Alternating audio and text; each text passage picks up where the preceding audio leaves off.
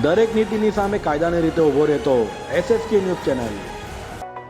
Mumbai crime બ્રાન્ચના નામે ભટારના વેપારીને ઓનલાઈન અરેસ્ટ કરી વેપારી પાસેથી 23 લાખ પડાવવા મામલે બેંક એકાઉન્ટ આપનાર સુરતના 4ને સાયબર ક્રાઇમે ઝડપી પાડ્યા છે. મુંબઈ એરપોર્ટ પર કસ્ટમ વિભાગે પાર્સલમાંથી MD સામાન સીઝ કર્યાનું કહી મુંબઈ ક્રાઇમ બ્રાન્ચના નામે ટોળકીએ ભટારના કેમિકલના વેપારી પાસેથી 23.30 લાખ પડાવ્યા હતા. આ ગુનામાં સાયબર ક્રાઇમે મોટા વરાછામાંથી કુરિયર પેકિંગનું કામ કરતા નેવિલ ઉર્ફે B2 મહેશ હેડાઉ, હીરા મજૂરી કરતા મહેશ પ્રવીણ સંધ્યા, ધ્રુવ પરસોત્તમ વેકરિયા અને બિલ્ડર પાર્થ ધીરજલાલ જોધાણીની ધરપકડ કરી છે. તો સાયબર માફિયાઓને આ ચારેય બેંક એકાઉન્ટ મેનેજ કરી આપ્યો હતો. નેવિલે તેના માસાનો એકાઉન્ટ રત્ન કલાકારને આપતા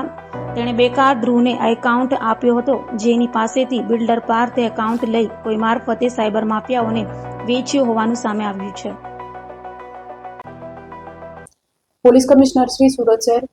ઇન્ચાર્જ અધિક પોલીસ કમિશનર શ્રી ક્રાઇમ, નાયબ પોલીસ કમિશનર શ્રી ક્રાઇમ નાઓની સૂચના મુજબ સુરત શહેરના નાગરિકો સાયબર ક્રાઇમથી બચાવવા માટે ઝુંબેશ કરવા માટે સૂચના આપવામાં આવેલ અને તે અંતર્ગત સાયબર ક્રાઇમના ગુના થયા હોય તો તેઓને શોધી કાઢી રજીસ્ટર કરી આરોપીઓને પકડવા માટે સૂચના આપવામાં આવેલ, જે અંતર્ગત સાયબર ક્રાઇમ પોલીસ સ્ટેશનની અંદર FIR નંબર 24/2024 નોંધવામાં આવેલ, જેમાં ફરિયાદી સાથે મુંબઈ કસ્ટમ વિભાગમાંથી બોલતા હોવાનું જણાવી ફેડેક્સમાં ફરિયાદીશ્રીના નામનું પાર્સલ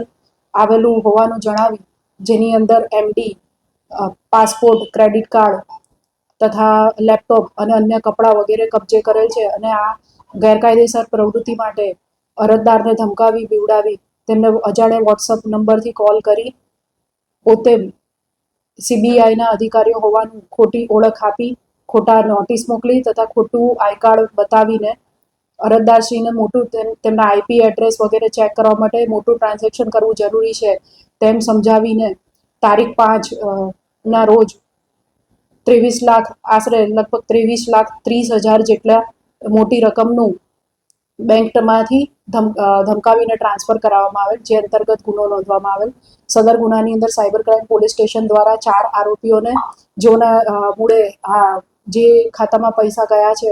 એના ઉપરથી ટ્રાન્ઝેક્શનના આધારે કુલ 4 એકાઉન્ટ હેન્ડલરને શોધી કાઢીને તેઓને ધરપકડ કરવામાં આવેલ છે. આગળની કાર્યવાહી અને આગળનું ઇન્વેસ્ટિગેશન અને પૂછપરછ હાલ ચાલુ છે.